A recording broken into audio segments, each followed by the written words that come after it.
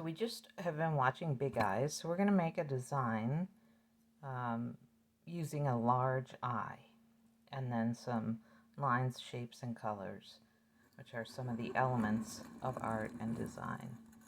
So here I have a blank sheet of paper, and I'm going to start with the circle. But before I make the circle, I want to divide my paper. So I'm going to measure down with my ruler 4.5 inches because this is a 9-inch piece of paper. So 4.5 would be the middle, and I'm going to make a mark that way. Then I'm going to turn my ruler and measure half of 12, which is 6. So I'm going to make a mark this way at 6, and that gives me the middle. Then I'm going to measure across 4 inches from the left side and 4 inches from the right side.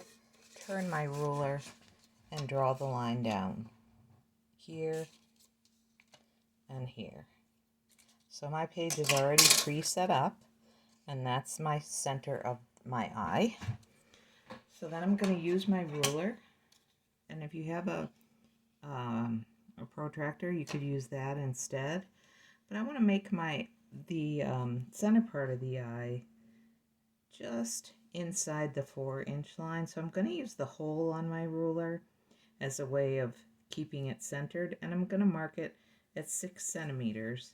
Then I'm going to rotate my ruler a little bit, mark it at 6 centimeters. I'm going to keep going around, keeping my ruler hole at the middle dot, at the middle X that I made, and just make a mark at 6 centimeters by rotating the ruler.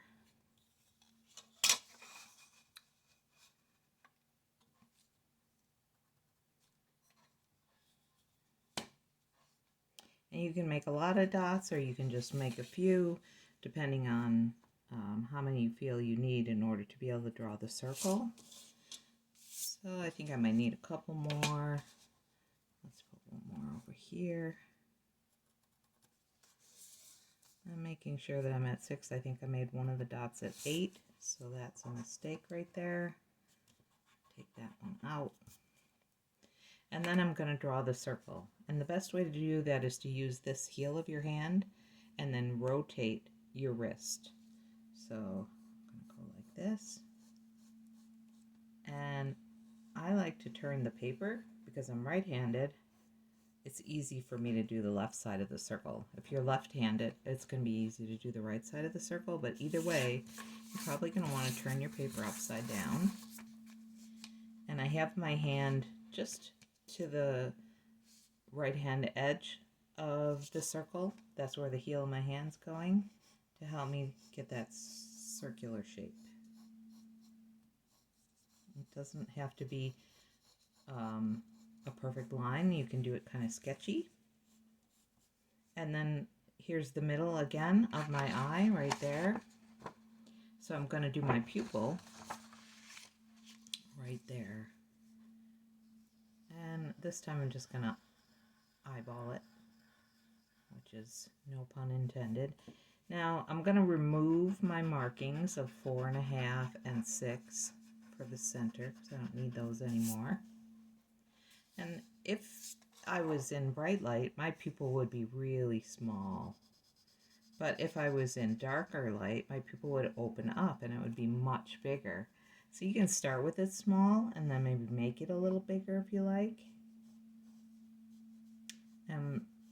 I like to have a reflected light that kind of goes into the middle of the pupil. So I'm going to make a mark like this. And let's get it over and cross over into the 4-inch mark that I made. So I'm making kind of a wedge like that. So that's my reflected light on my eyeball. And then I want to do the eyelid. So this person has their eyes open very wide, so I can see most of the iris, which is the color part of the eye. I'm going to draw the line, just kind of making a half archway, like a mountain or hill. And then I'm going to do it at the bottom. Now again, I like to turn my paper over because it's easier with my wrist to go this way So I'm going to start at the iris, the bottom of the iris, and then I'm going to rotate my paper and kind of connect it. It looks be like a fisheye, and then I can erase anything I don't want.